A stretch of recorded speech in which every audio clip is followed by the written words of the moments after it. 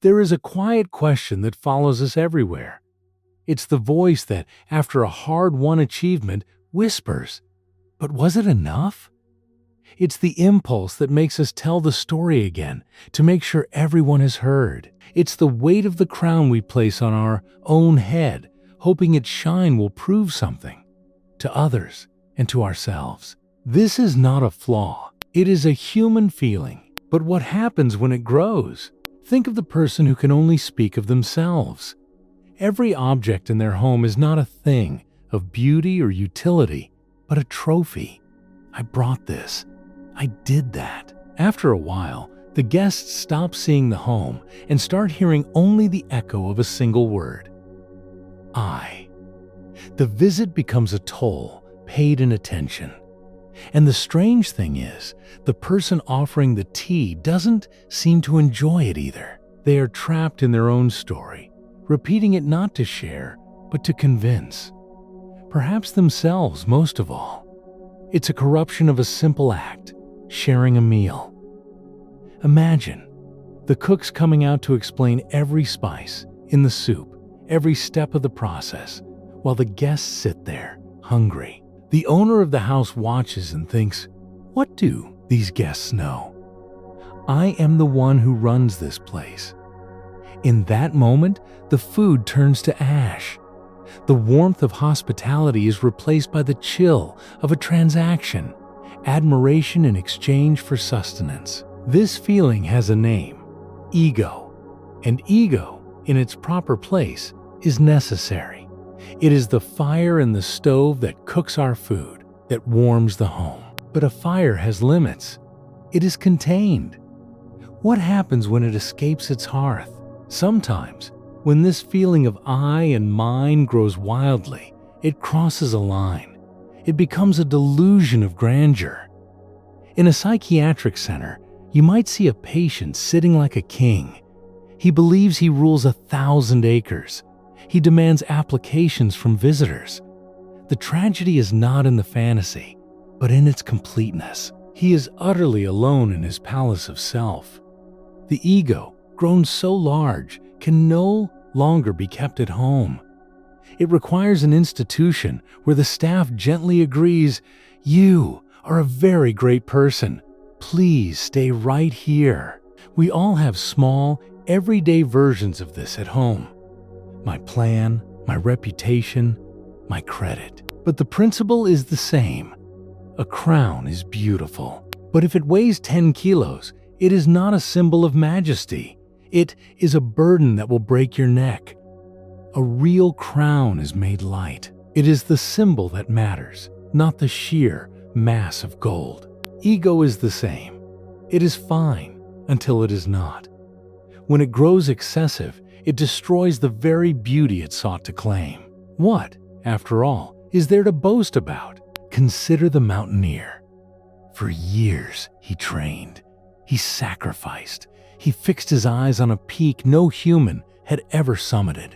And when he finally stood there, breathless with triumph, he declared to the sky, "I am the first.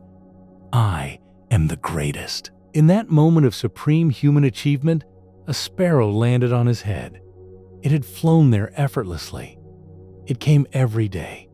It wore no oxygen mask, carried no heavy gear. "We just come flying up," it said. "Since you struggled all the way from the bottom, I guess I can be your witness." The sparrow's name never appeared in the papers. It was never hailed as number one.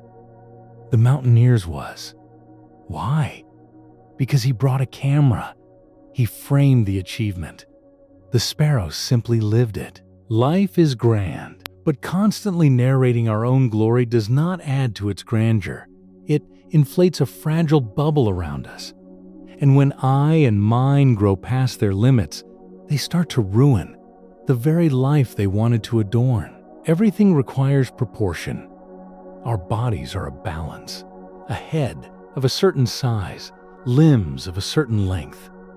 A head swollen gigantic on tiny limbs is a monster. Legs a mile long with a tiny head is an absurdity. The form is in the balance. So it is with our sense of self. When balanced, I and mine yield good results. They protect our homes, they care for our gardens, they drive us to create. But when they grow excessively, they become destructive.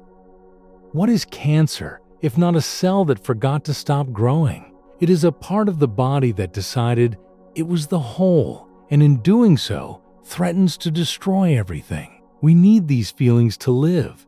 Without any I, how would we act? Without any mine, why would we build or care for anything? The feeling is the fire in the hearth. Necessary. Contained. The 12th century poet Saint Bosavana understood this tension perfectly. He said, "If there is a fire in the stove, there is no problem.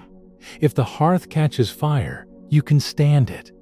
But if the earth itself catches fire, who can stand it? The stove fire cooks your food. The hearth fire might singe you, but you can put it out. But if the very ground beneath your feet ignites, there is no escape." That is the ego that has set your entire world ablaze. He offered another image, one of devastating irony. If the dam drinks the water, if the fence grazes, the field, if the wife steals in her own house, who else can I complain to? O Lord, the dam is built to hold water. What if it starts drinking it? The fence is erected to protect the crop. What if it gets up and grazes on the very field it guards? The protector becomes the thief. The structure meant to contain becomes the source of ruin. This is the fate of the unbalanced self, when the I meant to navigate life begins to consume it. But when life is kept in proportion, it is not a diminishment, it is a blossoming. When a flower blooms, does one petal stretch to the next town? No. It grows only as much as it needs to, and in doing so, finds its perfect, glorious form. Its beauty lies precisely in its limits. The quiet question that followed us finds its answer not in a louder proclamation of self, but in a gentle recalibration of it. The crown is lightest when it is only a symbol and not a burden. The fire is most warming when it stays in its hearth. The I is most powerful not when it shouts its name from the mountaintop, but when it is quiet enough to hear the sparrow and wise enough to know it was never alone up there. The glory was in the climb, not just the summit. The beauty is in the bloom, not its size. It is enough. This is the Atma Theory. If these ideas resonate with you, join us on this journey. Clear mind, meaningful life.